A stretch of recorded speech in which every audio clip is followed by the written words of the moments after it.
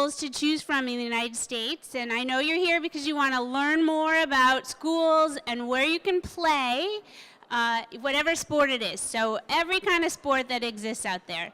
There are 7 different ways you can play sports in the United States.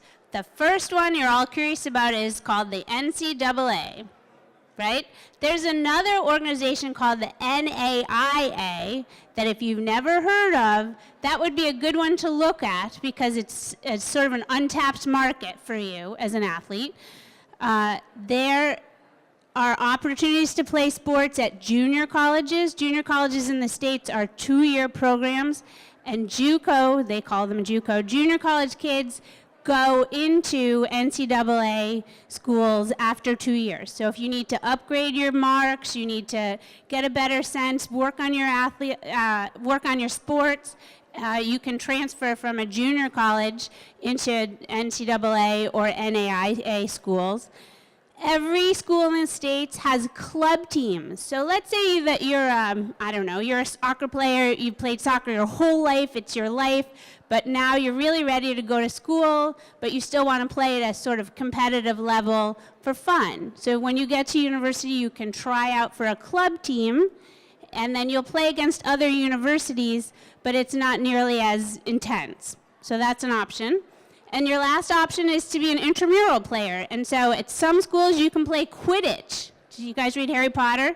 So they have Quidditch. They have club teams. They have all kinds of intramural teams that you can play. So there's all kinds of options for you. So if you're interested in an NCAA school, you know all the big ones. There's the Big Ten ones if you're watching basketball or football. Division I schools are the ones with the biggest athletic budget, and they have money for athletes. So that's one of the places where you can get an athletic scholarship and you can go play. If you're a Division I player and you're on scholarship, you are getting paid to play. And when you get paid to play, they own you. So that's something to consider. They can tell you which courses to take. They can tell you you're going to miss classes. They're in charge of you, so you're a full-time player and trying to be a full-time student. That's a hard life. So that's something that you need to keep in mind. But NCAA Division I, that's the biggest division with the most amount of scholarships. That's where most of my clients who come to me, they say, I want to play D1 or nothing. There's another division in the NCAA called Division II. Division II schools also have athletic money for you, and they have a wide range of athletic sports. The schools are not necessarily as difficult maybe to get accepted, so Division II schools are a good option for you to take a look. Some of those teams are amazing, and coaches will be happy to see some Canadian kids on their team in Division II schools. Then there's Division III. NCAA Division III schools do not have money for athletic scholarships. None.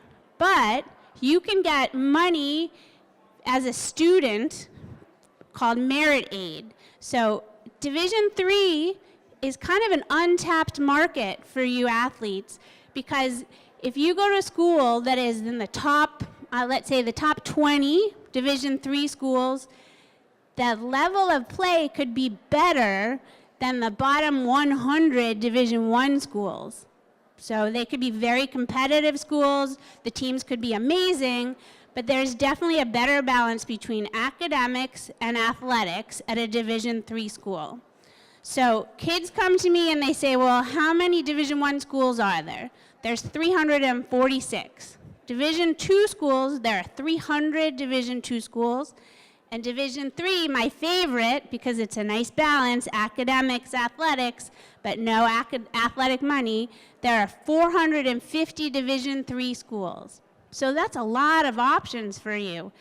How do you figure out what's your school? Where do you start? That's a lot of schools to choose from. My recommendation for you is to go on to the NCAA website, take a look at some of those rankings for your sport, then go to those schools, go to their websites. Every school will have an athletic website, Every school will list the coach's name and the roster of those kids on the team. So if you're a volleyball player and every kid on that team is 6'2" and above and you're 5'11", that's a good clue that you're looking for super tall kids. If you are a runner or a swimmer or a, something where you can go by the numbers, it's really easy to tell where your, 50 butterfly is compared to the kids on that team. So start checking out the kids on the team. If a team is a baseball team in Texas and they don't have anyone from outside of Texas, that coach is probably not interested in a kid from Toronto who plays baseball only in the winter, right? So you have to do your digging. One of my best pieces of advice is you have to self-recruit, which means that you have to send letters to the coaches on those teams that you're interested in. You have to send them videos of your clips of whatever sport you play, and you need to try to get in touch with those coaches because they are not going to be able to see you play in Canada. It's like they're seeing American kids, right? So you want to make sure that you're reaching out to the coaches at the schools where you're interested. Most kids come to me and say, how do I want a full ride to play whatever my sport is? That is very, very, let me say it again, very unlikely. There are two kinds of sports scholarships that kids get. The first one is called a head count sport. Head count sports are football. So if you're a football player, a university will have, let's say, 85 head count scholarships. Those go to 85 kids, and that's it. So those are head count scholarships.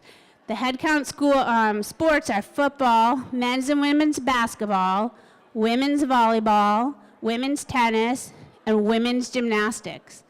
The rest of the scholarships at NCAA Division I and Division II schools are called equivalency scholarships. Equivalency scholarships means, let's say there's 30 kids on a soccer team.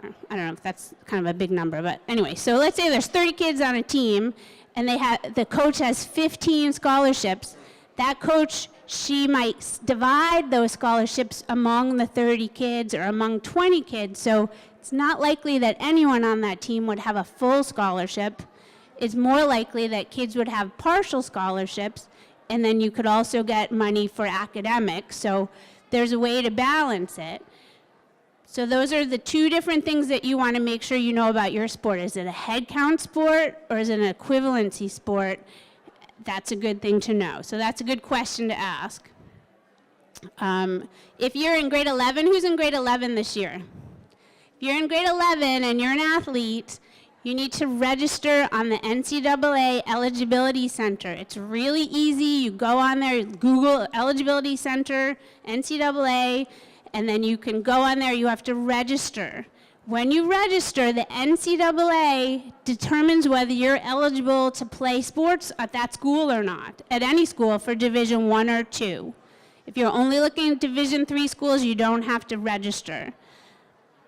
To determine whether you're eligible or not, you have to have a 2.3 average, so out of a 4.0, and you have to take 16 core high school courses.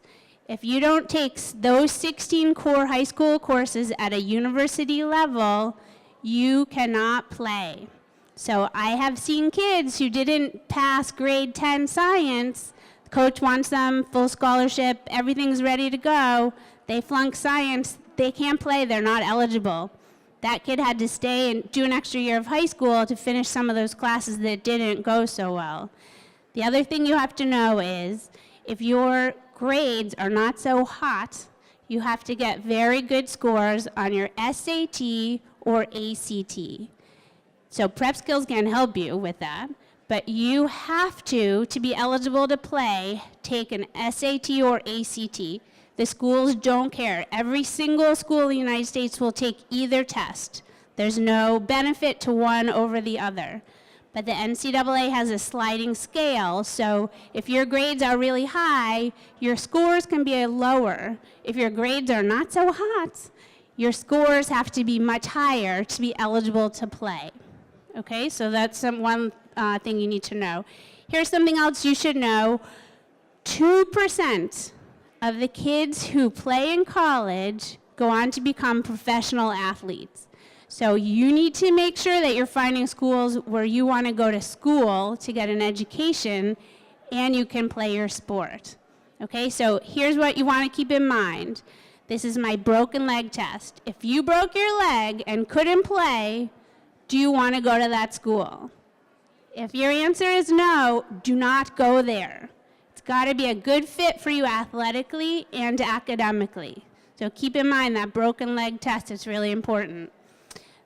And I think now I'm good. So it's great to meet you guys. I'll have a little booth over there. I'm an educational consultant, and if you want extra information about that, come stop by and say hi.